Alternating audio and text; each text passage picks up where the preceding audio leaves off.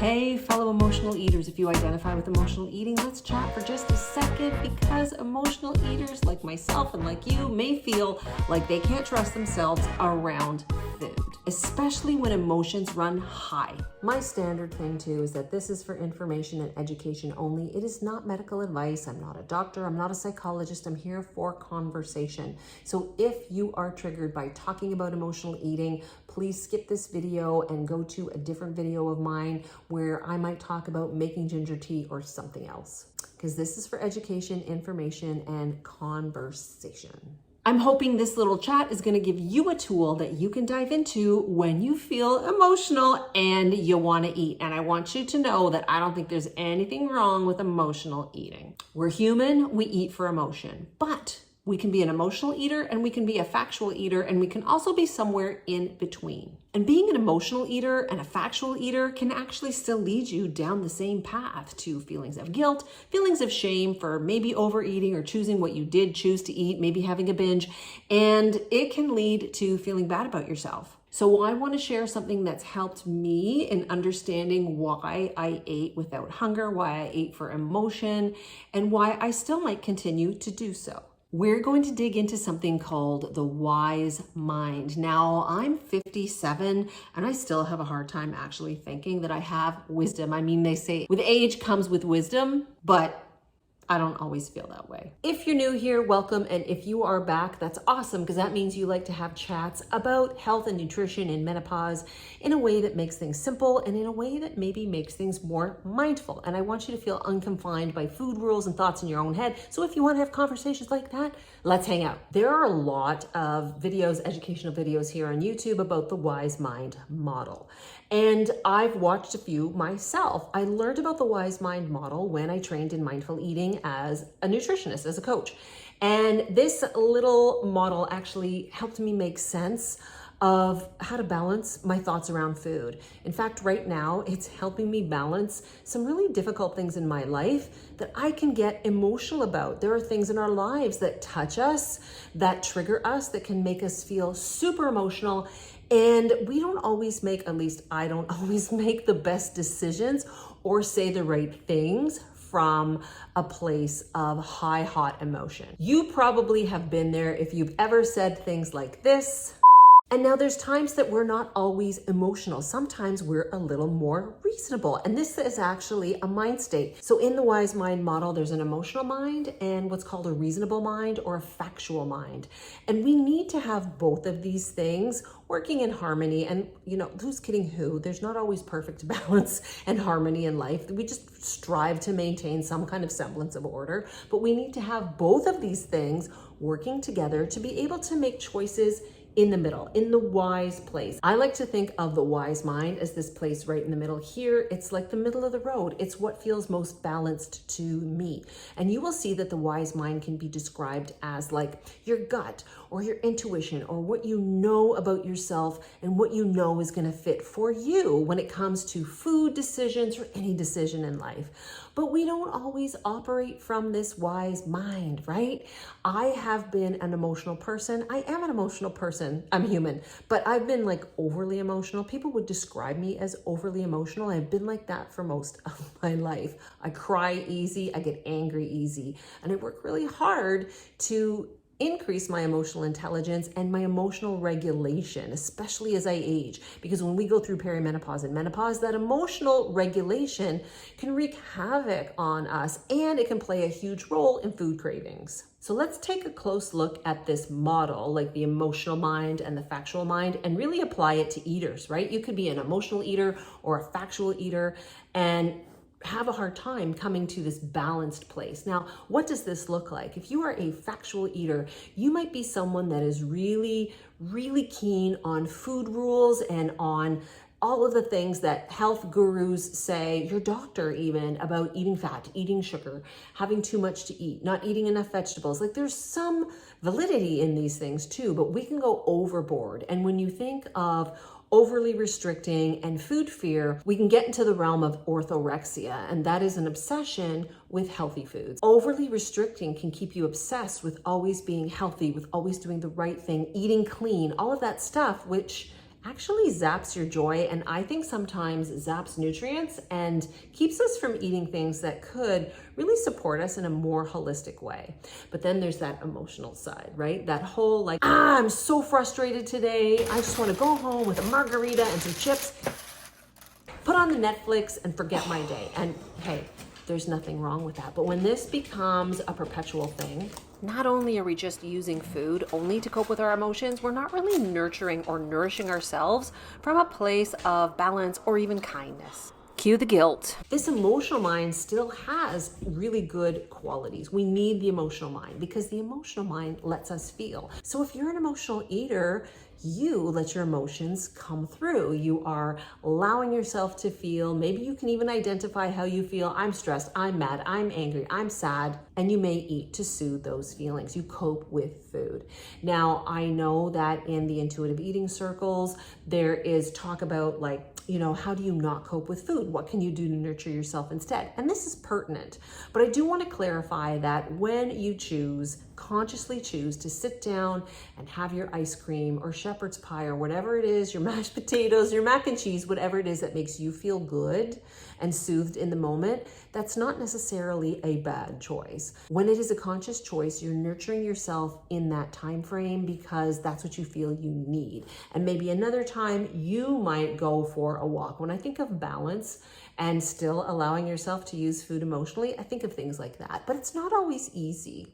So when you're in this hot, heavy, high space of emotion where you want to have the margarita and the chips, but you want to do this every night, you might also fall into fear of health and fear of unhealthy foods and guilt and shame and go back into a restriction cycle with the guilt, the eat, the repent, the guilt, the eat, the repent. Like it goes all in a circle. You might fall back in a restriction cycle, and that feels like waking up on Monday after a weekend of just giving her with the food, or maybe having like a high party weekend, or maybe just being really like you really felt like you didn't care, that it didn't matter, and you just ate whatever, but you wake up on Monday and it's like the diet starts today. And that's a cycle, right? How many of us have been there where we feel crap about the way we've eaten on the weekend, and we wake up on Monday and we vow it's gonna be a good week. We're gonna eat the salad, we're gonna, but sometimes we're so starving or we're frustrated because we're in some unhappy environment. And we get back to that feeling of wanting to eat the chips. And sometimes you put your hand in the bag and there's nothing there, it's all gone, and you don't even know where it went. And that becomes emotional mindless eating. And both of these spaces keep us feeling like we don't have trust around food. If we're staying in fear of food, in the factual headspace around food, with calorie counts and nutrients and cleanliness and organics and no dairy, no gluten, whatever it is that you believe about food, and I'm not saying you're wrong, because there are people who just can't eat those things. But if you are doing this because of food fear or weight gain fear or just fear in general, then you might be missing out on the holistic part of nutrition, where this whole all food fits thing can actually feed some emotional part of you that's missing. And being in that factual place, these types of thinkers, if they're in there like a lot, they're great at analyzing. They're great at solving problems. They're very logical.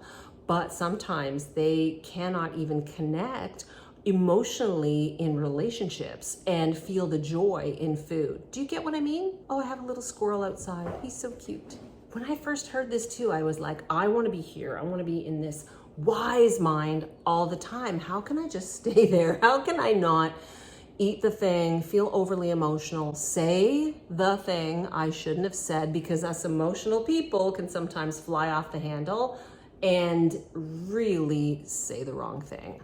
I've done that too. I have done that too. In fact, I think of a time in high school when I did that, and I wish I could go back and erase it, but I can't. Past is past. That's part of getting to this age, is making peace and acceptance of all the things that you've done or all the things that you wish you could do, and even who you are, right? As an emotional eater, being in menopause, struggling with weight, it's like this whole push-pull with food all the time. But this component of mindful eating, this wise mind whole model, really made sense to me, and it's something that I dive into whenever I feel a struggle with food or something else. So enough of this. How are we going to get you to start cultivating this wise mind, this balanced little space right here in the middle of the camera? It starts with breathing. It starts with taking 1 or 2 simple breaths, distancing yourself from the emotion, and recognizing that yes, you are emotional. The one thing that I had a hard time with in the beginning of my mindful eating journey was the whole slow down, meditate, and breathe thing.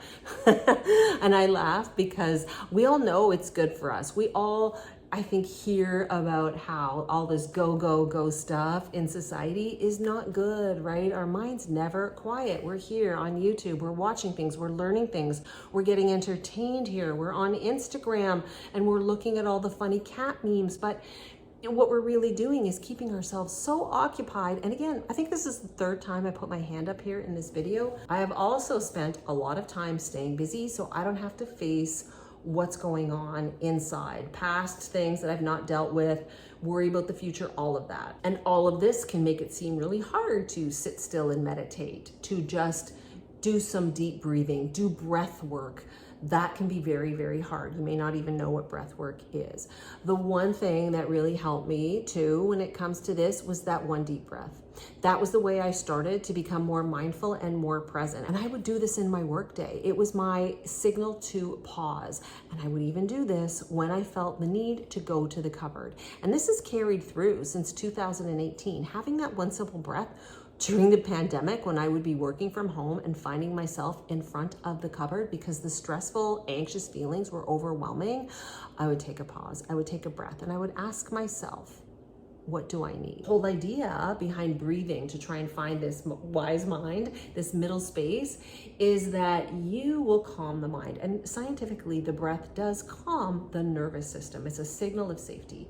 When you calm your mind, you may hear the wiser voice inside you saying, you're not hungry. You might not need those chips right now.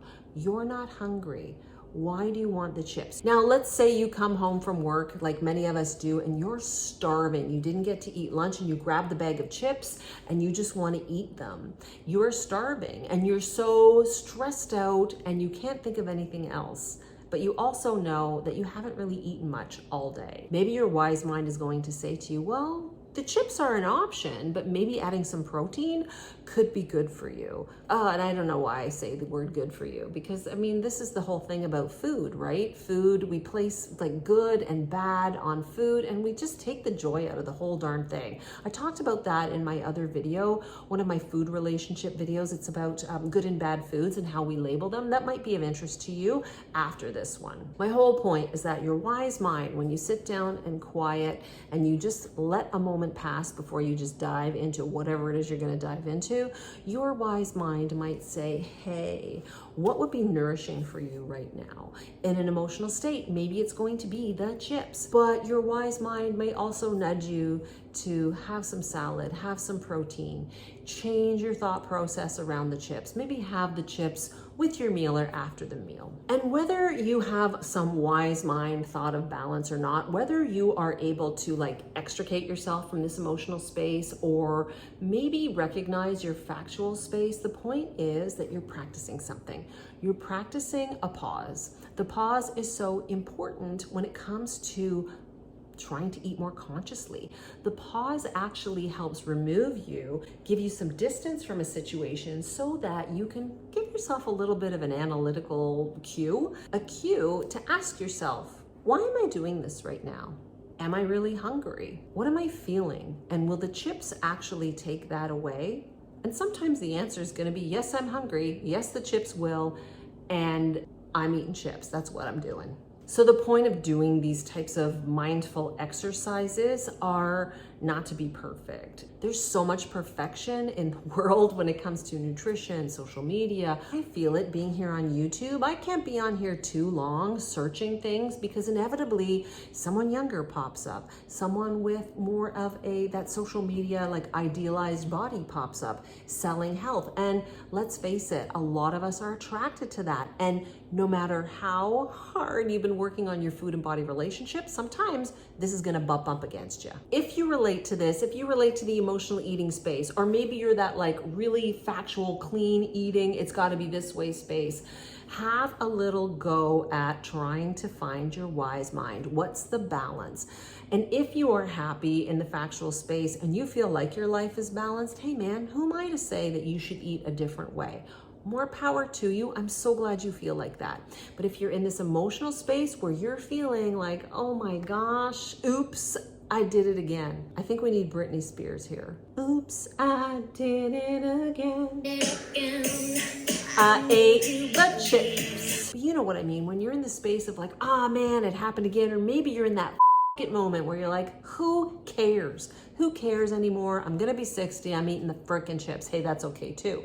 But if you wake up from this state of mind and you feel guilty and ashamed and you're in this cycle, the wise mind can help you. Just think of it as, what's my balanced place? Give yourself a little space, a breath or 2 or 4, whatever works for you, and ask yourself, what could balance look like right now for me? What would that feel like if I did this thing? And experiment. Try something different the next time. I hope this topic was of interest to you. Let me know if this is something that you're familiar with or that you have tried. And if you struggle with it in the comments, let me know too. I know I did for a long, long time. You can't be a squirrel or a hamster on the wheel and just drop into being this like, whoa, super zen balanced person. And let's face it, sometimes balance is fleeting. That can actually come from the way we think about things in our head. And when we actually look to this little middle of the road, the wise mind, the balanced space that we all have, what we're doing is figuring out what balance means for us.